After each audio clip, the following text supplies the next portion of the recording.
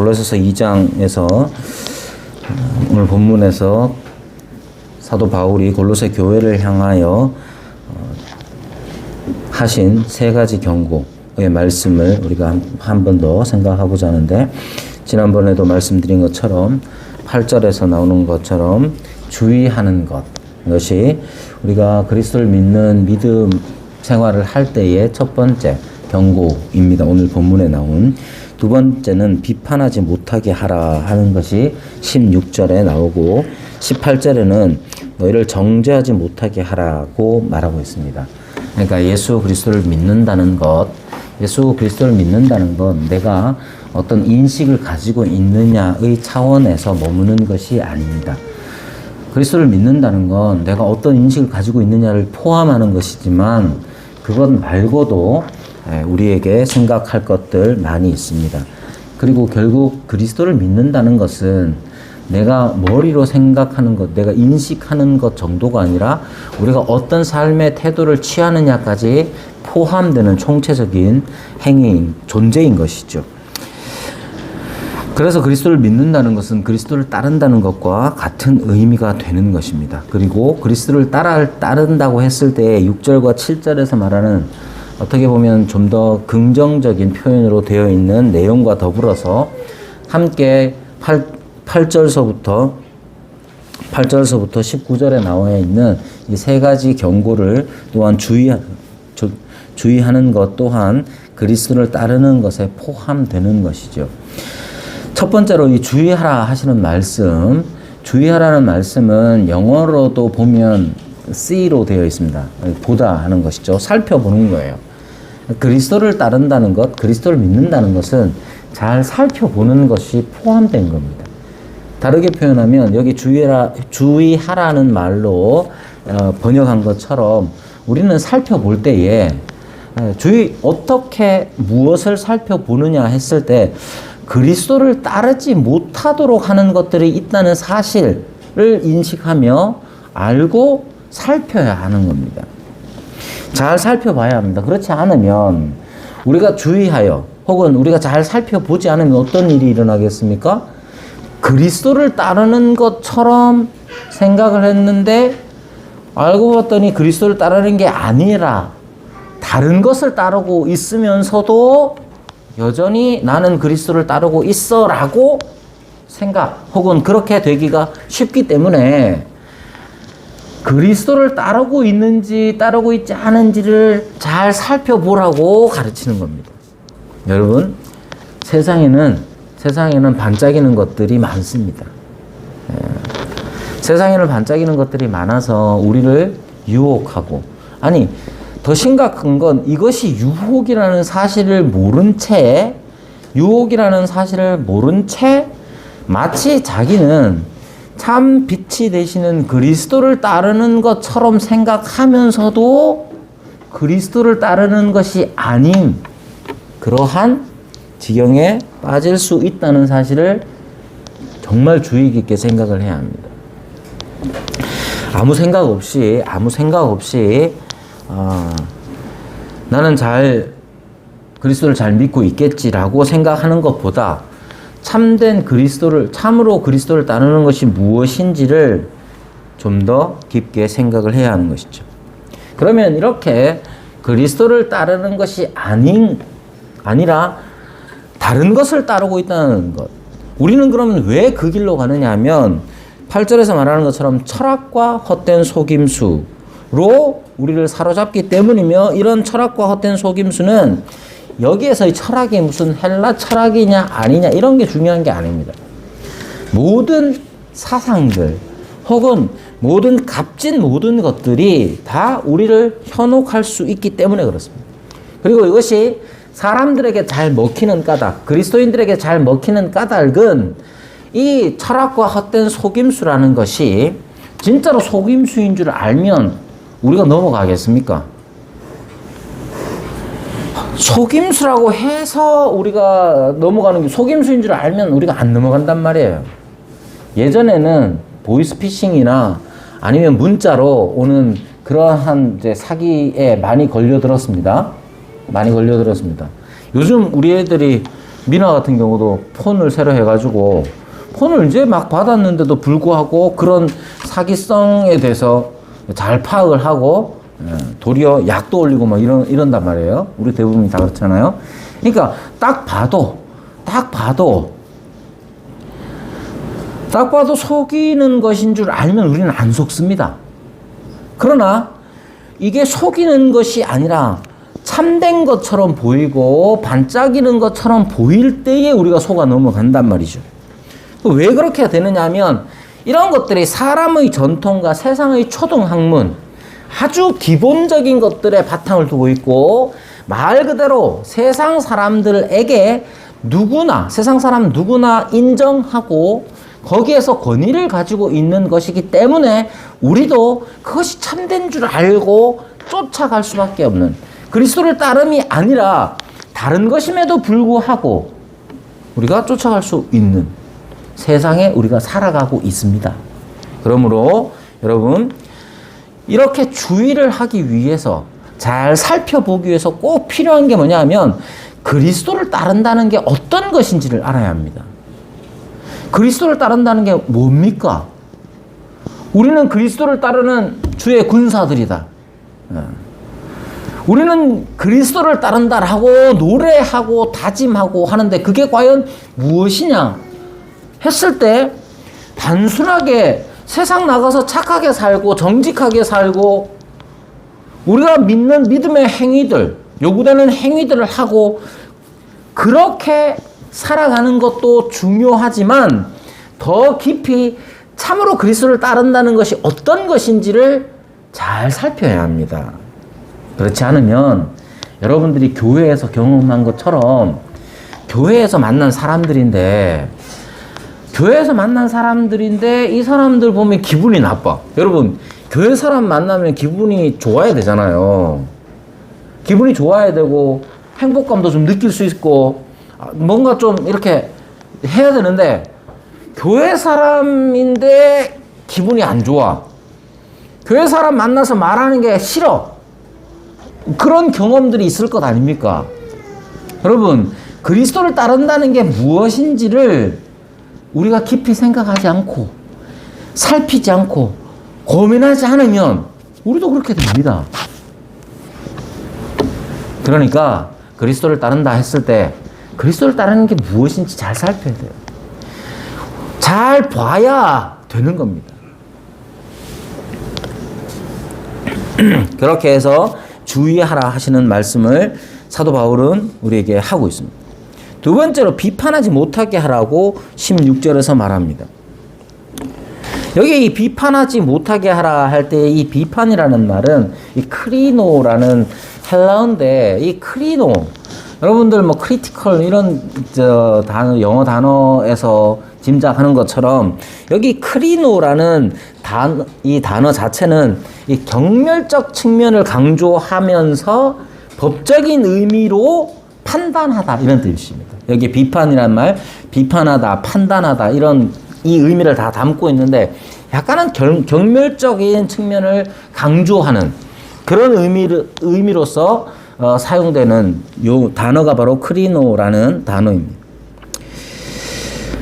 그러면 어떤 점에 있어서 어떤 판단을 받지 않도록 해야 되느냐 하면 16절에는 먹고 마시는 것과 절기와 초하루나 안식일을 이유로 너희를 비판하지 못하게 하라고 말합니다.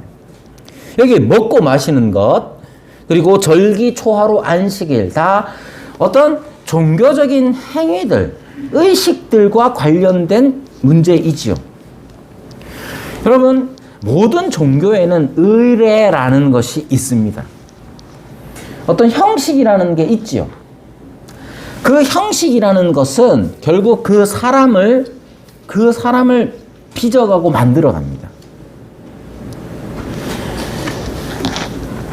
요즘 제가 우리 아들이 이제 대전으로 간다는 사실 때문에 마음이 아주 가끔 싱숭생숭할 때가 있습니다.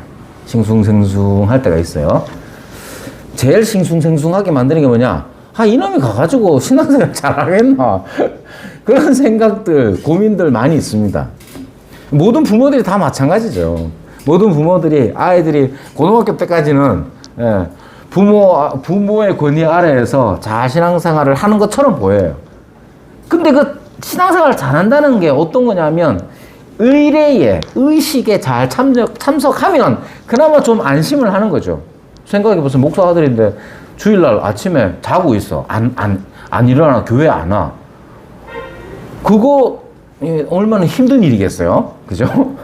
근데 이때까지는 잘 참석했단 말이에요.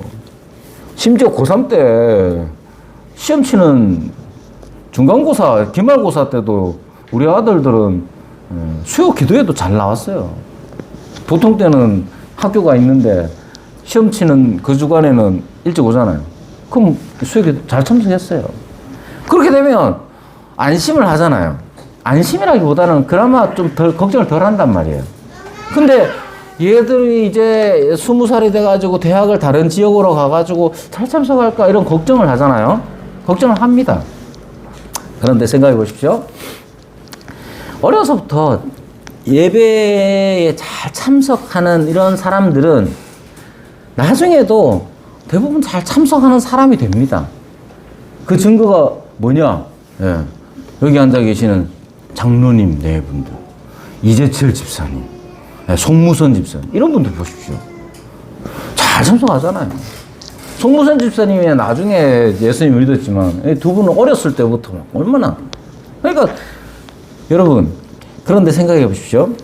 이 의례에 잘 참석한다는 것이 유익한 게 있습니다. 예를 들면 먹고 마시고 절기, 초하루, 안식일, 이 모든 행위들은 우리에게 작은 영향력을 끼치는 게 아니라 아주 지대한 영향력을 끼칩니다. 그래서 몇 년 전에, 한 10여 년 전에 유행했던 게 뭐냐면 리추얼이라는 거예요. 리추얼이라는 건 말 그대로 우리의 어떤 행위들이, 어떤 의식들, 의례들이 우리를 만들어 간다는 거예요. 그래서 여러분, 많이 유행한 것 중에 뭐냐? 새벽에 일어나기. 돈 걸고 새벽에 일어나기. 이런 거 많이 한단 말이에요. 돈 걸어놓고, 몇만 원 걸어놓고, 독서 얼만큼 하기. 이런 거 한단 말이에요. 왜? 자기의 몸을 그렇게 맞춰 나가는 것들. 그게 내 인생을 다시 방향을 잡을 수 있을 거라고 사람들 생각합니다. 그러니까 리추얼이라는 것. 이러한 어떤 의례와 어떤 습관을 만들어내고 어떤 의식에 참여하는 일은 작은 일이 아닙니다. 중요한 거란 말이에요. 그래서 여러분들이 공식적으로 정해진 교회의 모임에 참석하는 일 작은 게 아니에요. 요즘은 하락해도 안 하지만 자꾸만 어떤 의식이라는 이름 하에 마치 그것이 진정성이 없는 요식행위처럼 자꾸 사람들이 인식해가지고 교회의 공적인 모임에 잘 참석을 안 하는 게 많은데 그렇지 않습니다. 중요합니다. 그러나 여기에서 보면 16절에서 모든 의식들, 의례에 관한 것들을 무시하는 게 아니라 더 중요한 걸 얘기하고 있습니다. 뭐냐?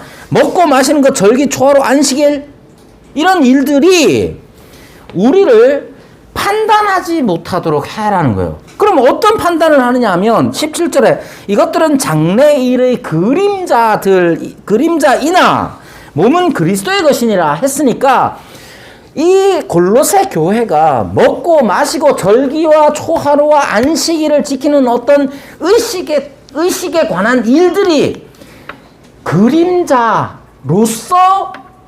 판단을 받게 하는지 아니면 그 그림자의 실체가 되시는 그리스도를 드러내게 하는지를 진지하게 고민하고 생각해야 하는 겁니다. 여러분, 그리스도를 따른다는 건 그리스도를 따른다는 사람들의 표현을 어떻게 얘기냐? 교회를 다닌다라고 표현합니다. 교회를 다닌다는 말은 교회에 출석한다는 의미잖아요. 저 교회 다녀요. 경현이가 오랜만에 경현아 그동안 교회 잘 다녔어? 이렇게 물을 거 아니에요? 네. 물을 거 아니에요? 약간 돌아올 대답이 뭔지 조금 약간 그런 느낌이 들긴 하지만 생각해보세요. 교회 잘 다니냐는 말은 교회 출석을 잘 하느냐는데 그것 자체가 어떤 의미를 포함되고 있느냐? 그리스도를 믿는 믿음, 그리스도를 따르는 따름, 그리스도를 따름, 이 모든 게 포함되어 있단 말이래요. 그러니까 우리의 행위는 어떤 것들을 판단하게 하고 우리 자신도 뿐만 아니라 다른 사람들에 의해서도 우리의 무엇인가를 판단할 수 있도록 만듭니다. 그런데 보십시오. 우리가 먹고 마시고 절기와 안식일을 지키는 이 모든 의식들이 없어서는 안 되는 중요한 의식들입니다. 기독교에는 의식이 없습니까? 그렇잖아요. 지금 여기에 참석하는 것도 의식에 참여하는 것 아닙니까? 헌금하는 것, 혹은 기도하는 것, 이 모든 것들이 어떤 의식이란 말이에요. 그러면 이러한 의식들이 뭘 나타냅니까? 여러분이 여기에 지금 주일날 11시에 여기 오는 것이 뭘 나타냅니까? 그게 핵심이란 말이에요. 그리스도를 따른다고 했을 때에 아이고 마음만 믿으면 되지. 그리고 아무것도 안 하고 지멋대로가 아니고 아무것도 안 하고 그렇게 나는 예수님을 믿습니다 라고 하는 건 안 믿는 거랑 같아요. 그럴 수가 없어요. 그러면 우리가 주일 11시에 예배당에 오는 거, 와서 헌금하는 것, 기도하는 것, 찬송하는 것, 심지어 설교를 듣는 것, 이게 무슨 뜻입니까? 뭔가를 나타내고 있습니다. 뭘 나타내는 것 같습니까? 그리스도를 따른다고 했을 땐 이 점입니다. 그리스도를 따른다는 건 어떤 의식이 아무것도 없다는 게 아니에요. 어떤 리추얼, 어떤 습관, 어떤 틀 안에 우리가 있는 거예요. 먹는 거, 그리스도인이 아무거나 먹으면 됩니까? 먹고 마시는 일을 우리가 아무거나 할 수 있습니까? 또는 절기를 지키는 거, 안식일을 지키는 거, 우리가 그냥 아이고 믿으면 되지. 그러고 다 합니까? 그렇지 않아요. 그리고 더 중요한 건 그런 모든 의식들이 무언가를 드러냅니다. 여러분은 오늘 예배당에 왔습니다. 여러분의 행위가 무엇을 드러내는 것 같습니까? 그 고민을 하지 않은 채로 그냥 우리는 먹고 마시고 절기를 지키고 안식일에 예배 참석하고 이렇게 한단 말이에요. 사도 바울이 얘기하는 건 뭐냐 하면 우리의 행위 자체가 어떤 판단을 가져오게 될 터인데 그게 그림자를 여전히 드러내느냐 아니면 그 실체, 몸인 그리스도를 드러내느냐의 문제예요. 하나님께서 먹고 마시는 일에 대하여서 하나님께서 분명히 말씀하셨습니다. 레위기 율법에 보면 무엇을 먹을지 정해주셨죠. 왜 정해주셨습니까? 레위기에는 대표적으로 돼지 같은 거 먹으면 안 되거든요. 레위기에서 돼지를 먹지 말라고 한 이유가 뭡니까? 헬스 트레이너의 입장에서는 그건 막 지방이 많아가지고 뭐 그렇게 얘기하겠지만 하나님께서 그런 이유가 아니라 하나님께서 정결한 것이 무엇이고 부정한 것이 무엇인지를 가르쳐 주시는 거예요. 뭐가 정결하느냐? 여러분 뭐가 정결하고 뭐가 부정합니까? 하나님이 정결하다고 한 건 정결한 거고 부정하다고 한 건 부정한 거예요. 하나님이 정부정의 기준이 되신다는 점이 레위기에서 말하고 있는 거예요. 여러분 신약 시대에 와서 그 실체가 어떻게 드러납니까? 그리스도로 말미암아 드러나게 되는 거예요. 먹고 마시고 절기와 안식일, 초하루나 안식일 이 모든 일들이 그리스도로 인해서 그리스도를 드러내는 그림자였고 이제 그리스도께서 오셔서 실체가 드러났으므로 우리의 모든 행위들도 그리스도를 드러내는 바가 되어야 합니다. 여러분 그러니까 여러분들이 주일날 예배당에 오는 거 수요 기도회든 아니면 여러분들의 모든 믿음으로 인한 모든 행위에 대하여 그것이 무엇을 드러낼까 살펴야 합니다. 그것으로 우리는 판단을 받지 않도록 경멸적인 판단을 받지 않도록 해야 합니다. 그것이 그리스도를 드러내는 것이 아니라 여전히 어떤 다른 희망을 드러내는 것이라면 우리는 판단받을 수밖에 없는 것이죠. 세 번째, 정죄받지 못하도록 하라 하고 말씀하시는데, 카타브라비우라는 이 헬라어는 자격을 박탈하다 하는 의미를 가지고 있습니다. 자격을 박탈하죠. 그러니까 자격이 박탈되지 않도록, 혹은 자격 박탈을 그렇게 보이지 않도록 해야 하는 거예요. 그러면 무엇이 이렇게 정죄받게 하느냐 하면, 꾸며낸 겸손과 천사 숭배를 이유로, 그러니까 꾸며진 겸손과 천사 숭배가 중요하게 됩니다. 여러분, 겸손이라는 것은 좋은 것이죠. 그런데 꾸며진 겸손이라는 게 있을 수 있습니까? 있을 수 있습니다. 그거 누가 잘합니까? 저 같은 사람이 잘합니다. 뭐 타이틀 걸린 사람, 목사, 장로. 목사가 그런 거 하면 되나 안 되나? 그거 누가 제일 말 많이 하겠어요? 우리 집 사람이 제일 많이 하죠. 뭐 그런 말 잘 듣지도 않지만, 여러분, 목사기 때문에 성경도 읽어야 되고, 목사기 때문에 여러분, 우리에게 이런 게 있을 수 있습니다. 그러니까 여기에 겸손이라는 것도 꾸며진 겸손이라고 했을 때, 그거는 굉장히 자기중심적인 거예요. 자기를 드러내기 위하여 겸손을 꾸밀 수도 있다는 말입니다. 천사 숭배. 여러분, 천사 숭배하는 것, 천사 숭배도 마찬가지입니다. 천사 숭배도 자기를 위한 것이죠. 그러니까 여기에서 말하는 것은, 여러분, 누군가가 겸손한데 꾸며진 겸손이다. 그건 누가 합니까? 자기가 알아요, 자기가. 꾸며진 겸손, 잘 꾸민 겸손만큼 다른 사람을 잘 속이는 게 없죠. 그 꾸며진 겸손이라는 것은 결국 자기가 자기를 위한 것이란 말이에요. 천사 숭배도 마찬가지고. 이런 경우는 그리스도인의 자격이 박탈되는 것과 같다는 말입니다. 여러분, 자꾸만 이 세상 사람들이 이기적인 것, 표현하면 이기적인 것, 이렇게 표현하면 기분 나쁘겠지만, 자기를 사랑하는 일에 몰두하고 있습니다. 세상에서 살아가는 가장 기본적인 게 뭐냐 했을 때, 내가 인정해주고, 내가 나를 사랑해야지 라고 하는 게 지금 세상에서 유행하는 거예요. 한편으로 생각하면 참 짠하고 마음이 아프기도 합니다. 얼마나 사랑을 못 받았으면 내가 나라도 사랑해야지 이러고 있겠습니까?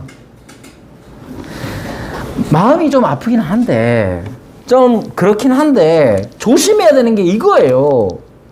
여러분, 우리가 지금 어디에 있느냐? 우리는 지금 여기 그리스도의 몸된 교회에 있잖아요. 사도 바울이 말하는 건 세상 사람들이 어떻게 사느냐가 아니에요. 세상 사람들이 꾸며진 겸손으로 사느냐, 천사를 숭배하느냐, 그것보다 더 중요한 건 지금 여기에 우리가 꾸며진 겸손으로 자기의 삶을 살아가는 경우가 있지 않도록 하라는 거예요. 그건 어떤 뜻이냐면, 여러분, 꾸며낸 겸손과 천사 숭배에 대해서 19절에는 그 18절 하반절부터는 이렇게, 그가 그 본 것에 의지하여 그 육신의 생각을 따라 헛되이 과장하고 머리를 붙들지 아니하는지라. 그러니까 이건 머리를 붙들지 않는 거예요. 꾸며진 겸손과 꾸며낸 겸손과 천사 숭배는 어떤 거냐? 그냥 자기 무슨 취향 그런 의미가 아니라 머리를 붙들지 아니하는 거예요. 여러분, 머리를 붙들지 않는다는 것, 그게 무슨 뜻입니까? 자격 박탈이죠. 왜? 우리는 그리스도를 머리로 삼아 그리스도의 지배 아래, 그리스도의 다스림 아래에 한 몸을 이룬 사람들이잖아요. 여러분, 그리스도를 믿는다는 것, 그리스도를 따른다는 것은 그리스도께서 우리의 머리가 되셔서 우리를 다스리고 계시고 우리는 그분께 순종한다는 거예요. 그런데 꾸며낸 겸손이라는 것은 머리를 붙들지 아니하는 것, 그래서 자기가 생각하는 것, 자기의 목적, 자기 자신을 위하여서 겸손을 꾸며내는 거죠. 그러면 그것은 어떤 뜻입니까? 자격 박탈에 해당되는 거예요. 그러지 말란 말입니다. 온 몸이 머리로 말미암아 마디와 힘줄로 공급함을 받고 연합하여 하나님이 자라게 하심으로 자라느니라. 꾸며낸 겸손과 천사 숭배는 이렇게 온 몸이 자라나는 일에 방해가 되고 장애가 되는 겁니다. 여러분, 그러므로 그리스도를 따른다는 것은 함께 자라가는 거예요. 함께 자라가는 거예요. 어떤 유명한 신학, 우리나라에서 꽤나 유명한 신학자이자 교수분이 성경은 개인주의다라고 말하더라고요. 여러분, 저는 아무리 읽어봐도 성경이 개인주의를 지향하는지 저는 도무지 이해할 수 없습니다. 하나님이 사랑하라 하셨는데 그게 개인주의적으로 사랑하라는 의미는 그냥 나 혼자 사랑의 느낌을 가지고 있으면 사랑하는 겁니까? 사랑은 열매를 맺게 되어 있습니다. 내가 이재철 집사님을 사랑하면 나만 기분 좋은 게 아니잖아요. 사랑은 열매를 맺게 되어 있는 거예요. 하나님께서 용서하라, 인내하라 하셨으면 그것은 나 혼자 용서하고 인내하는 문제가 아니죠. 우리가 그리스도를 따른다고 했을 때에 그 따르는 것은 그리스도의 말씀, 그리스도의 다스리심에 순종하는 겁니다.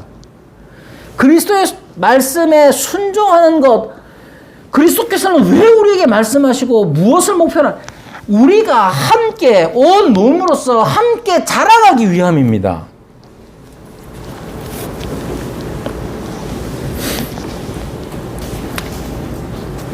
여러분, 그러니까 제가 늘상 우리 교회에서 강조하는 것처럼 교회 신앙생활이라는 건 내가 얼마나 많은 일을 하느냐에 해당되는 것이라기보다는 함께 자라가는 일에 있습니다. 함께 자라가기 위해서는 우리가 그리스도 안에서 하나가 되었다는 사실을 분명히 깨닫고, 그리고 그 사실에 우리가 헌신해야 하는 겁니다. 그러면 이렇게 그리스도를 따르기 위해서 필요한 것이 무엇이냐 하면 9절에서부터 15절까지 이 일이 그리스도를 따르기 위하여 꼭 필요한 일에 대해서 말하고 있습니다. 지난주에도 잠깐 말씀을 드렸지만 9절에서 10절을 보면 그리스도 안의 충만에 대하여 말하고 있습니다. 그리고 11절, 12절은 그리스도와 나누는 교제에 대해서 말하고 있고 13절에서 15절은 그리스도로 말미암은 자유에 대해서 말하고 있습니다. 즉 그리스도를 따르기 위해 그리스도를 따른다는 것, 그리스도를 믿고 그리스도를 따른다는 것은 6절, 7절에서는 어떻게 긍정적인 표현으로 말해놓고 8절에서부터 19절까지는 조심해야 될 경고에 대해서 세 가지를 말하는데, 이것이 잘 이루어지기 위해서는 9절에서부터 15절까지의 말씀, 이 세 가지, 그리스도 안의 충만과 그리스도와 나누는 교제와 그리스도로 말미암은 자유에 대하여 제대로 믿고 있고 누려야 하는 거예요. 그럼 그리스도 안의 충만이라는 것 보십시오. 9절에 보면 그 안에는, 즉 그리스도 안에는 신성의 모든 충만이 육체로 거하신다고 말합니다. 여기에 신성과 육체 두 가지 아주 어떻게 보면 어울리지 않을 것 같은 신성과 육체에 관한 말씀이 나오죠. 예수님은 어떤 분이냐 했을 때 신성이신데, 즉 쉽게 표현하자면 앞서서 골로새서에 말한 것처럼 창조자이시고 모든 것의 시작 근본이신 그분이 육체, 즉 예수 그리스도라는 한 인격체로서 우리에게 오셨고 예수 그리스도, 우리 눈에 보이는 사람 예수님이 바로 영원하신 하나님이신 것을 우리로 하여금 경험하고 깨닫게 해주셨다는 거예요. 그리스도 안의 충만이라는 것, 그리스도 안의 충만은 신성의 충만이에요. 예수께서 단지 사람으로서 멋진 사람이 아니라, 그 정도가 아니라 그리스도께서는 사람이시되 하나님이신 것을 드러내셨단 말이에요. 여러분, 예수님을 믿는 건 이겁니다. 예수님을 믿는다는 건 예수님이 하나님이신 것을 믿는 거예요. 자꾸만 예수님이 하나님이시다라는 사실을 간과한 채로 예수님은 멋진 사람 정도로만 생각하는 건 예수님을 믿는 거 아닙니다. 예수님이 석가모니나 소크라테스나 공자나 그런 사람들과 같은 비슷한 소위 말하는 4대 성인 중에 한 분이신, 그렇게 생각하지 않습니다. 우리는 그렇게 믿지 않습니다. 그리스도는, 예수님은 하나님이십니다. 그것을 여기에서 그 안에는 신성의 모든 충만이 육체로 거하신다고 말하는 거예요. 여러분, 이러한 믿음이 있어야 하고, 또한 이어서 우리의 믿음의 내용은 너희도 그 안에서 충만하여졌다라는 말씀을 또한 믿는 겁니다. 이걸 어떻게 우리가 알게 되느냐 하면, 대단히 어찌 보면 너무 당연하고 그래서 유치하게 생각할지도 모르지만, 그리스도의 충만, 그 안에서 우리의 충만을 어디서 발견하고 깨닫게 되느냐 하면 바로 십자가에서 깨닫습니다. 여러분, 예수님이 십자가를 지셨다는 사실을 우리가 다 알고 있습니다. 그런데 그 예수님의 십자가를 지심이 어떤 의미냐? 성경이 사도들이 증언한 내용이 무엇이냐가 우리 마음에, 우리의 믿음으로 드러나게 되는 것. 그것이 핵심입니다. 그래서 그리스도 안에 충만이라는 것은 십자가로 말미암은 예수님이 어떤 분이냐, 그리고 그 예수께서, 그 하나님께서 내게 어떤 일을 행하셨느냐에 대한 그러한 실존적인 경험들로 인해서 그리스도 안의 충만을 우리가 경험하게 됩니다. 11절과 12절은 그리스도와 나누는 교제에 대해서 말하고 있는데 세 가지를 말하고 있습니다. 할례와 장사됨과 일으키심, 세 가지를 말하고 있습니다. 자, 그리스도, 십자가에서 그리스도를 만나는 이 만남은 또한 교제로 이어지게 되어 있는데, 그 특징이 뭐냐면 할례, 그 안에서 손으로 하지 않은 할례, 육의 몸을 벗는 것이며, 그리스도의 할례라고 할 때 이 할례의 의미는, 할례라는 것이 제거하는 것을 나타내는데 육의 몸을 벗는 것, 제거하는 것이기 때문에 이것이 의미하는 바는 바로 예수님께서 우리에게 주시는 바 정결함, 곧 죄사함에 관한 것입니다. 그러니까 갈라디아서에서 말하는 할례와는 조금 다른 의미를 가지고 있어서, 육의 몸을 벗는다는 것, 즉 할례가 제거하는 의미가 있기 때문에 예수 그리스도와의 교제라는 것은 결국 예수님 안에서 우리가 충만함을 느낄 때에 우리는 예수께서 우리의 모든 죄에서 우리를 정결하게 하셨다는 사실을 늘상 깨닫는 거예요. 그 은혜 안에 사는 거예요. 그러면 그리스도와의 교제가 어떤 겁니까? 그리스도께서 나의 죄를 깨끗하게 하셨다는 사실을 믿는 믿음이 바탕인 것이잖아요. 두 번째로 장사되었다는 사실을 나타냅니다. 이 그리스도의 장사되심은, 장사됨, 즉 죽음은, 그리스도의 죽음은 무엇 때문이냐 하면 죄의 값을 받으신 것이잖아요. 그래서 그리스도의 장사됨은 우리의 죄의 값이 치러졌다는 사실을 우리에게 알게 해줍니다.